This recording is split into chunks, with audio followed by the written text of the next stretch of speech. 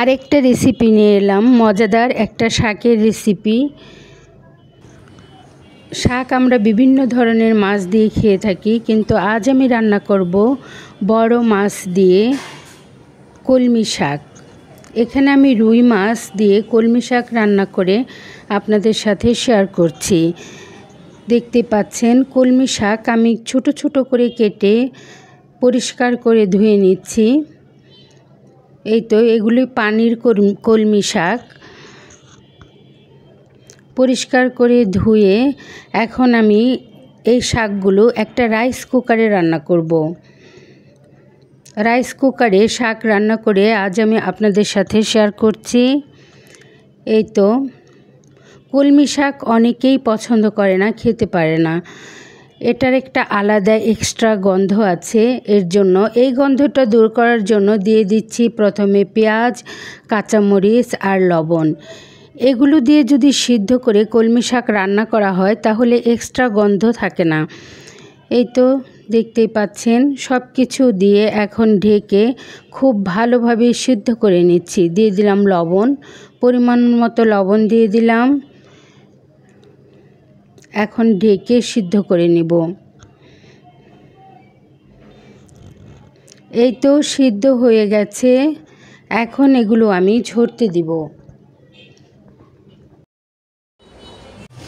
শাকগুলো ঝরা দিয়ে দিয়েছি, আর এখানে আমি রাইস কুকারটা গরম হতে দিয়েছি। এখন তেল দিয়ে এই রাইস কুকারের মধ্যেই মাছ ভেজে আমি রান্না করব কলমি শাক।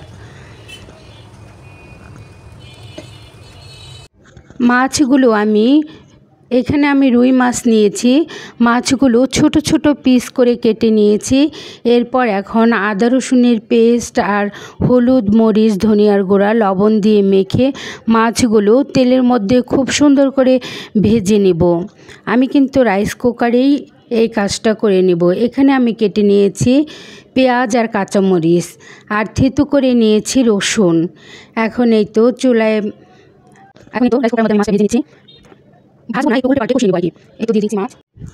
এখন এই মাছ আমি একটু ভেজে এক সাইড করে রেখে এখানে দিয়ে দেব পেঁয়াজ আর কাঁচামরিচ আর রসুন। পেঁয়াজ, কাঁচামরিচ, রসুন দিয়ে একটু ভালোভাবে মশলাটাকে কষিয়ে নিচ্ছি। এখন সব মশলা দিয়ে দিলাম, একটু হালকা আদা রসুনের পেস্ট দিলাম, একটুখানি হলুদ, মরিচ, ধনিয়ার গুঁড়া দিয়ে দিয়েছি।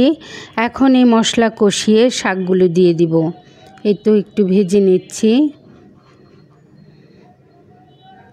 রাইস কুকারে ভাত রান্না করা ছাড়াও যে কোনো ধরনের তরকারি আমরা রান্না করতে পারি। মাছ, মাংস সব কিছুই রান্না করা যায়।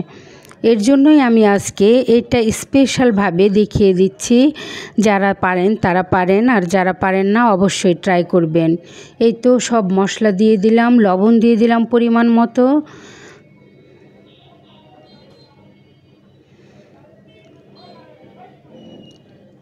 এই তো মশলাটা এখন আমি খুব ভালোভাবে তেলের সঙ্গে মিশিয়ে একটু ভেজে নিলাম। এখন মাছের সঙ্গে নাড়াচাড়া করে কষিয়ে নিচ্ছি।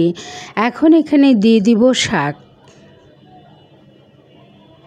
এই তো সিদ্ধ করা শাকগুলো দিয়ে দিলাম। সিদ্ধ করা শাক দিয়ে ভালোভাবে নাড়াচাড়া করে রান্না করে নিব বেশ কিছুক্ষণ। এই তো সব মাছ মশলার সঙ্গে শাকগুলো মিশিয়ে দিচ্ছি। খুবই মজাদার এই রেসিপিটা। এই কলমি শাকগুলো একদম তাজা। আর যেহেতু আমি পেঁয়াজ, কাঁচামরিচ দিয়ে সিদ্ধ করে নিয়েছি, এক্সট্রা কোনো গন্ধও নেই। এখন ঢেকে দিলাম।